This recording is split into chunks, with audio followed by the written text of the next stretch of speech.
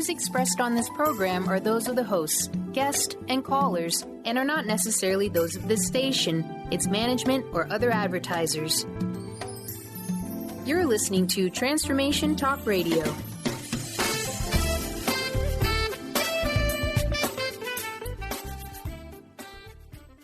Moms, are you ready to become enlightened, empowered, and stress-free? Well, get ready because you are about to tune into Vibrant, Powerful Moms, helping everyday women create an extraordinary life with Debbie Pokornik. Each week, Debbie discusses topics to help you become self-aware, inspired, and on track to create the life you crave. It's time to stop settling and start thriving. And it all begins now on Transformation Talk Radio.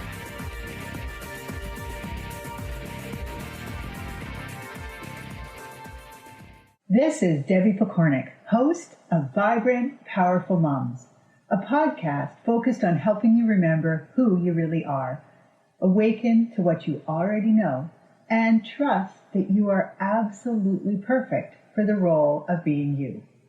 My goal is to help you realign with your vibrant, powerful self so that you can fully enjoy the life that you've come here to live. Today, I thought I'd talk about sibling rivalry. Definitely a parenting topic, and certainly something that can help you to be a vibrant and powerful mom. So this is one of my few podcasts that will be most relevant if you have more than one child. However, the ideas that I'm sharing will also help if you're a teacher, if you work in a daycare, if you're a coach, if you're a grandparent, and even for those who only have one child but who often likes to invite other kids to come for sleepovers or to go camping with them or that kind of thing, where we don't call it sibling rivalry, but if those kids have difficulties, it can be the same kind of idea. So in the case of sibling rivalry, there is a lot of emotion around it. That's one of the things that makes it so difficult to handle. Not only is it irritating, but it's also hurtful. And what's interesting about it is, in the case of sibling rivalry, you get this feeling of someone is hurting my cub, right? So that mother bear instinct kicks in. But wait, the monster that's hurting my cub is my other cub. What did I do wrong to raise such a monster? So we have a lot of different mixed feelings that come about as a result of it being our own two kids that are fighting.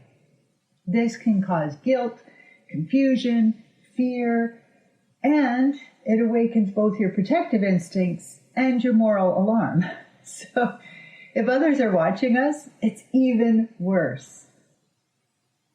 So the way that we look at sibling rivalry is going to influence how we feel about it and what we're going to do about it. So there's actually a couple of dominant beliefs out there. The first one is that kids fight. So let them work it out and all will be fine. It's kind of like survival of the fittest, which works great if you're the fittest, but not so good if you're not. The truth is that kids are resilient and they learn a lot from working out disagreements with their siblings.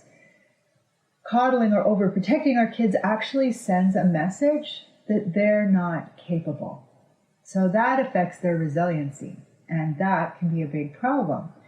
But the presumptions that this way of thinking is based on is that, first of all, kids come here with the skills that they need to already work out their difficulties. We know that's not true. We're still learning skills, so of course they are too. It also assumes that we as a parent have the self-control and the ability to stay out of it and to just let them deal with it. Also, that if and when you do react, that you'll be able to go in there calmly and settle things. It also assumes that kids are equally matched. The typical result, if you just let kids work it out for themselves, the bigger one, or the one who's willing to hit the lowest, to be the meanest, is going to win. It will desensitize them to crushing others, to getting their way all the time, which leads to bullying. So not a great thing to do. The smaller or nicer one, the one who's less willing to throw the punches, can often go into victim mode or revenge mode. They can grow up to hate each other and to never have anything to do with each other, and they can develop trust issues. So that way of thinking really doesn't serve us as parents.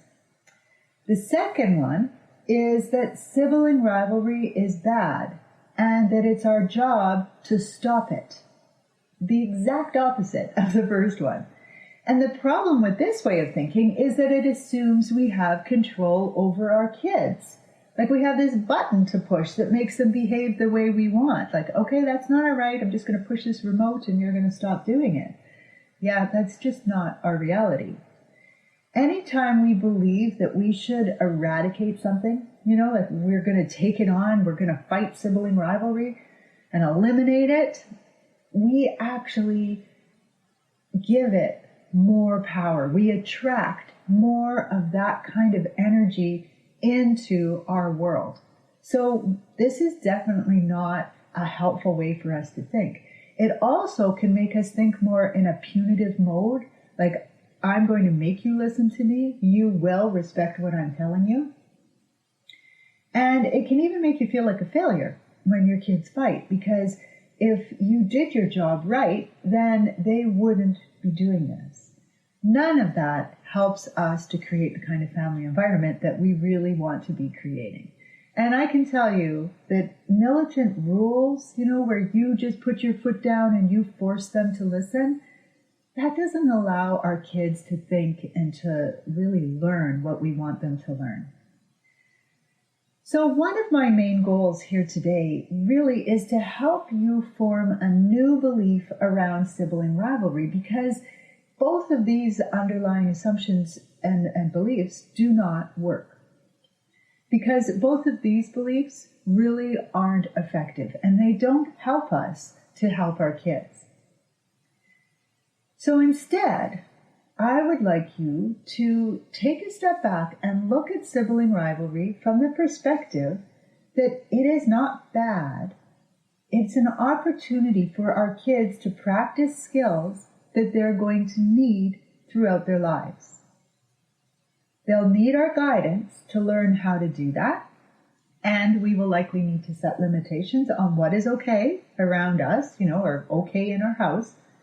But having disagreements with others is a natural part of life.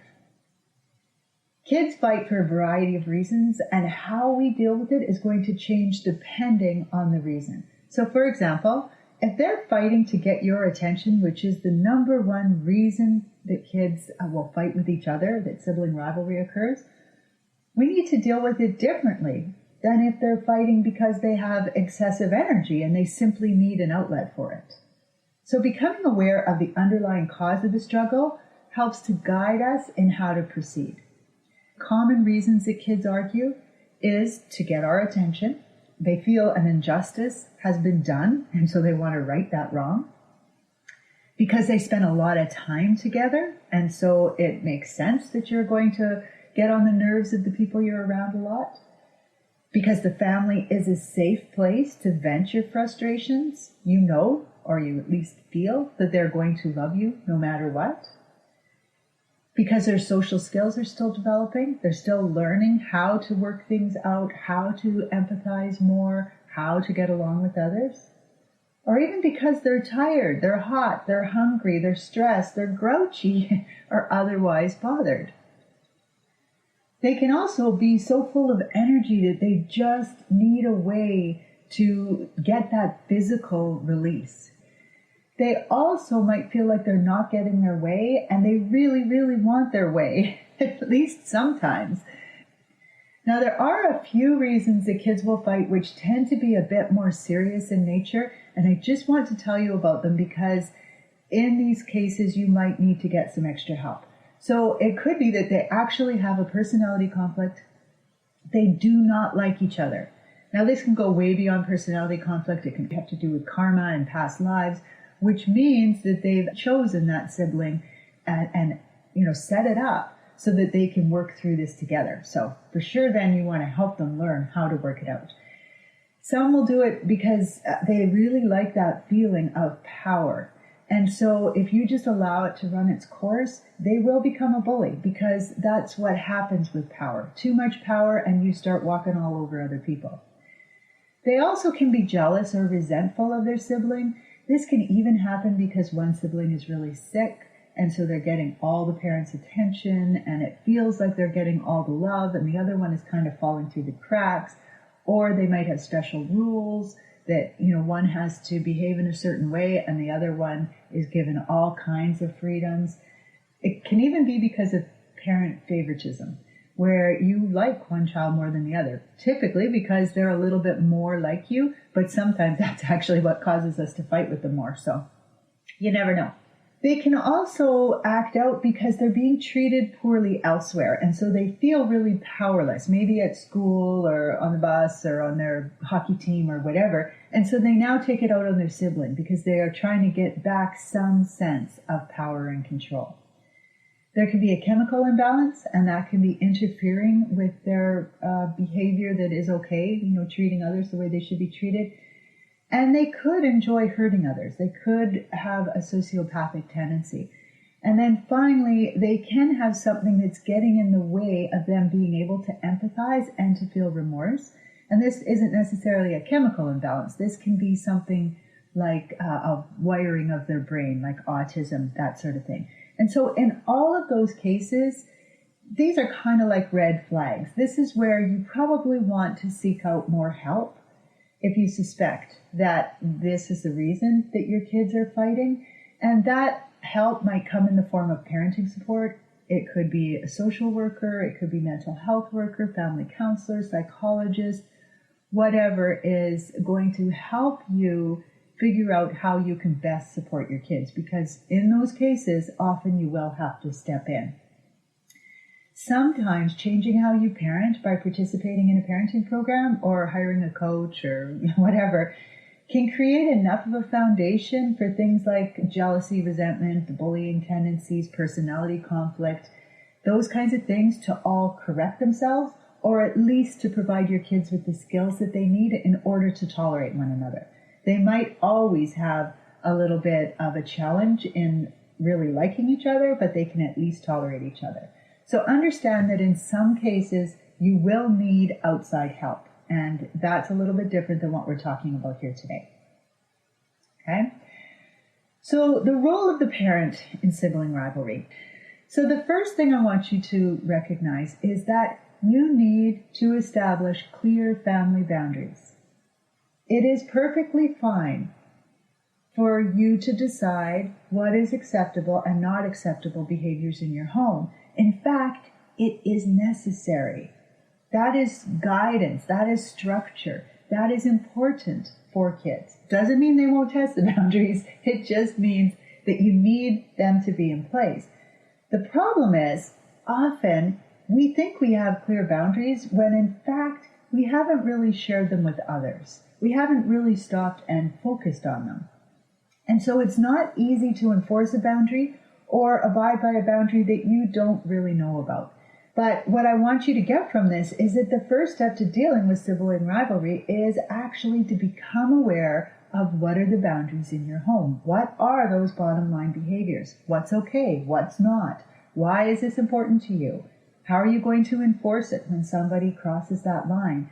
And then you even want to talk it over with your partner. If there is two or more of you involved in raising those kids, you want everybody to be on board and to know about it. In the case of divorce, it's very possible that you're not at the space where you can actually get your ex to enforce the same rules as you. That's okay. That's not what I mean here. What I mean is those people who are working with you and who are helping you to raise your child, that they are fully aware of what the rules are. Okay? So even though when they go to the other home, the rules might be totally different and that might be very frustrating for you, as long as your boundaries are super clear and consistent, it will not be a problem. It will actually help your kids to be very resilient. So it's all right. If you miss out this part of the sibling rivalry step, then you're going to have confusion, inconsistency, and overreaction. So let me give you an example. Let's say that you have a 12-year-old daughter and a 14-year-old son. Your husband also has a 13-year-old son, and he lives with you on alternating weeks.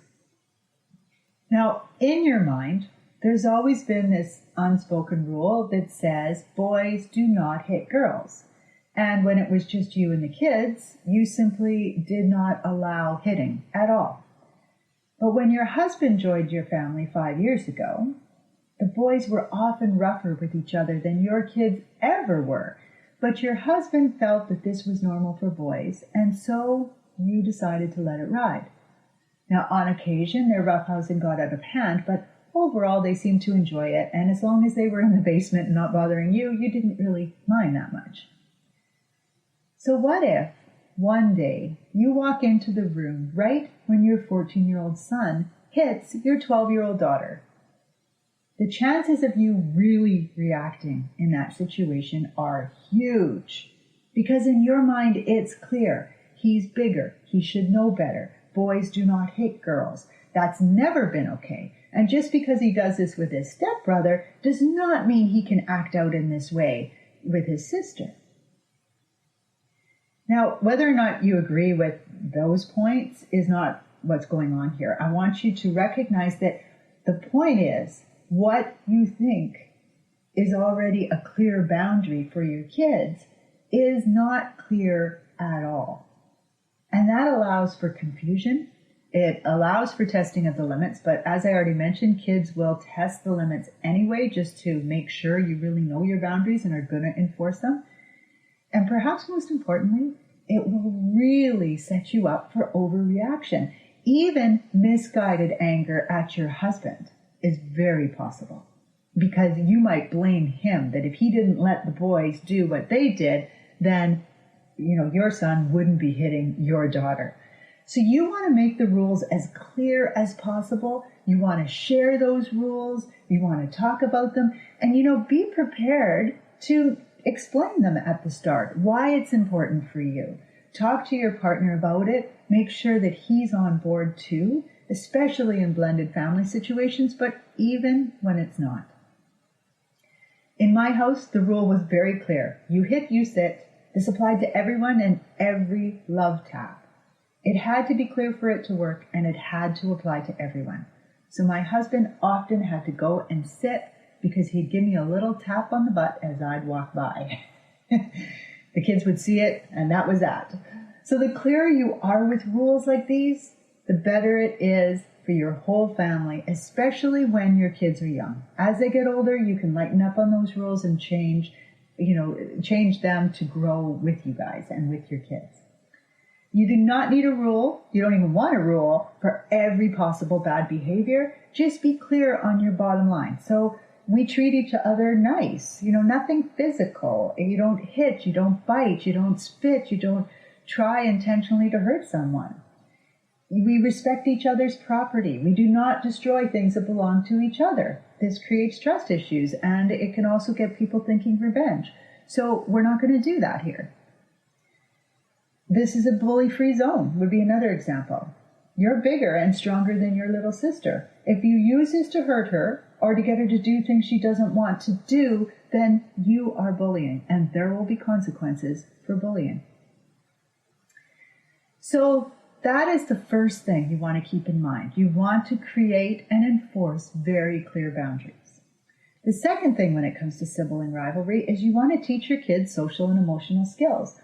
Often we're taught these kinds of tools in our work environment. You might take a course there on getting along with problem customers or conflict resolution or being assertive or negotiation skills. But we don't always recognize that this is something that we need to teach at home. Your kids will be more open to the idea of learning these skills when they're younger, and they will absorb much more from you modeling it than from you telling them what to do. So kids will definitely benefit by being taught these kinds of skills. If you don't know how, then it's a really great idea for you to start learning them. We actually become comfortable with a lot of these skills in the Sisterhood of Vibrant Moms, which the link will be up on my site. So please check out that option. If you're looking for a way to do this, it is a really great way to get the support, to get opportunities to really practice them and understand them in a safe environment. So here's some of the skills I'm talking about, just to give you an example. iMessages. What are they? Why are they important? And how do we use them in a way that feels natural and works? Problem solving, empathizing, compromising, synergizing, active listening. So these are just some of the skills. Assertiveness is definitely another one. And these are all things that we actually need to learn how to do. Some of them come naturally to some of us, but most of them are something that we have to learn.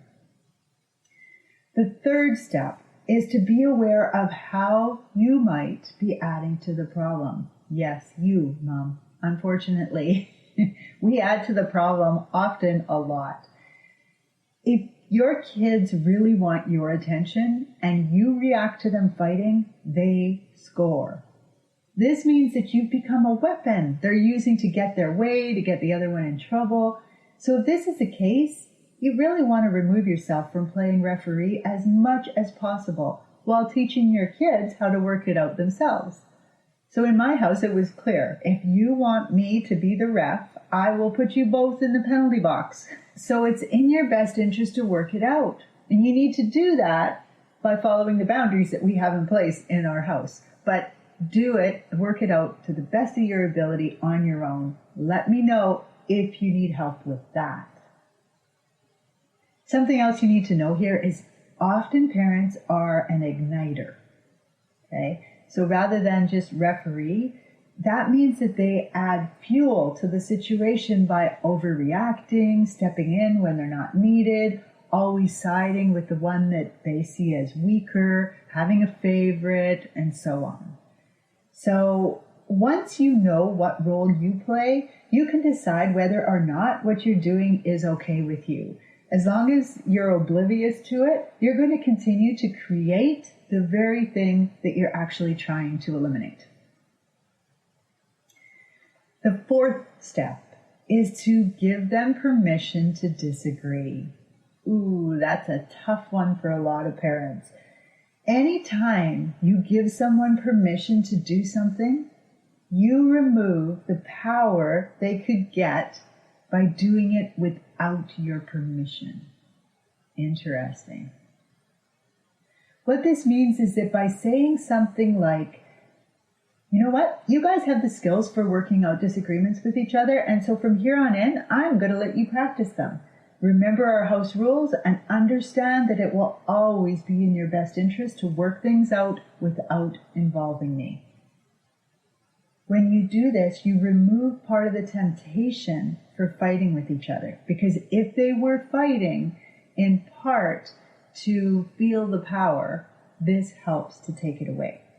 So those are 4 things to keep in mind when it comes to decrease the amount of sibling rivalry in your home, and even helping your kids to get along with other kids when they come over to visit. The more you understand this challenge and work to use it in a positive and skill-enhancing way, the less your kids will fight and the more peaceful your house will be. So here's some final tips to keep in mind. People always believe they have a good reason for what they're doing. So when you walk in on something and you're right away thinking, oh my gosh, I can't believe you guys did this, stop and take that objective viewpoint and wonder, okay, what would they have been thinking? Maybe even ask them, but don't do it as a confrontation. What were you thinking? Instead, say, all right, help me to understand what's going on here. I see there's marker all over the wall. I know we have a rule about writing on the walls, and so I just don't understand. Help me to understand what's going on.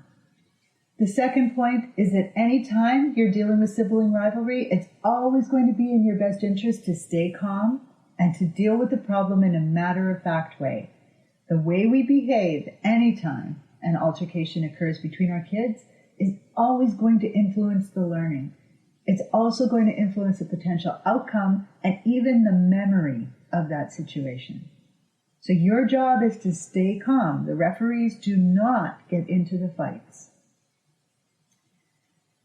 It takes 2 to tango. So you need to remember that even the sweetest, most gentle-seeming child, even if she has a very angelic face and just seems so sweet, is fully capable of starting a disagreement and lying to you. If you let him or her get away with this simply because they're smaller, they're cuter, it seems like, they couldn't possibly be doing anything wrong, then you are giving them a major taste of power that can result in a lot of problems. The next point is that when you hear the words, "I'm telling mom," know that you have become a power card in that interaction. It doesn't mean that you aren't needed, but it is possible that you're being played. So you want to learn how to avoid that as much as possible. If you become the neutral zone, where there's no judgment, just a sounding board willing to give suggestions, they'll stop coming to you except when they really need you. When my kids were young, my first response was always, "Do you need a hug?" And then often the answer was no. I would say, when they said no, I'd say, "So what do you need from me? Do you need help telling him you don't like what he just did?" And probably some of the time they did want my help. Most of the time what they were hoping for is that I would react, that I would take over, that the other one would get in trouble. There's a lot I could say about that part, about the difference between tattling and telling, and how it will train your kids to come running to you to get the other one in trouble. So that's something to keep in mind. And then finally, having a preset consequence will help you to stay calm when you do have to step in. It's very hard for us as parents to stay calm. Remember, your one cub is hurting your other cub. Or even if it's your sister's cub is hurting your cub, you have a really good chance of overreacting. So you want to be practiced. You want to know what your consequences are, what your boundaries are, so that you can calmly step in and deal with it to the best of your ability. So that's it for today. If you've enjoyed this podcast, please share it with others, rave about it on social media, and give it a positive review. With much respect for you and the journey you were on, this is Debbie Pokornik, wishing you a vibrant and powerful day. You've been listening to Vibrant, Powerful Moms with host Debbie Pokornik. If you've enjoyed this show, please give us a shout out and leave us a positive review. To find out more about Debbie and her sisterhood of Vibrant, Powerful Moms, visit empoweringenergy.com. That's empowering with letters NRG.com.